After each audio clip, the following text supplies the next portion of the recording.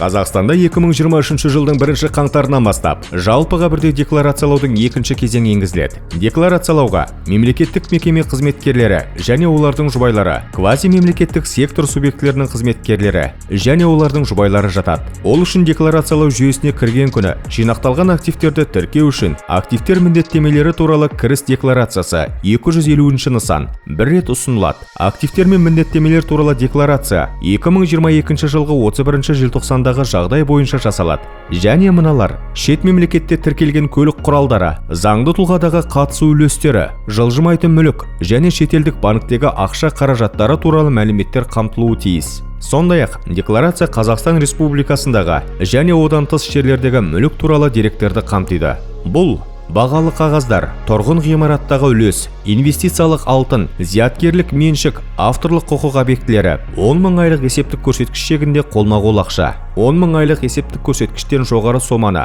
банк шотына салуды ұсынамыз. Бұл болашақта сатып алу шығындарын жабу көзін растауға мүмкіндік береді. Дебиторлық және кредиторлық берешек, құны 1000 еселенген айлық есептік көрсеткіштен асатын басқа да мүлік. Декларацияны тапсыру мерзімі белгіленген. Қағаз жүзінде 15 шілдеден кешіктірмей, электронды түрде 15 қыркүйектен кешіктірмей. Декларацияны электронды түрде салық төлеушілер кабинеті, КГД.gov.kz, e-салық азамат мобильді қосымшасы, e-gov электронды үкімет порталы арқылы, сондай-ақ қағаз жеткізгіште келу тәртібімен мемлекеттік кіріс органына немесе халыққа қызмет көрсету орталығына пошта үйім арқылы тапсыруға болады. Жалпыға бірдей декларация халықты әлеуметтік қолдау мен әділ салық салуды арттыру құралы ретінде қолданылады. Жалпыға бірдей декларациялау жеке адамдардың заңсыз баюын бақылаудың тиімділігін арттыру есебінен сыбайлас жемқорлық деңгейін төмендетуге мүмкіндік береді. Жалпыға бірдей декларациялау жаңа Қазақстанның ашық қаржылық болашағын қамтамасыз ету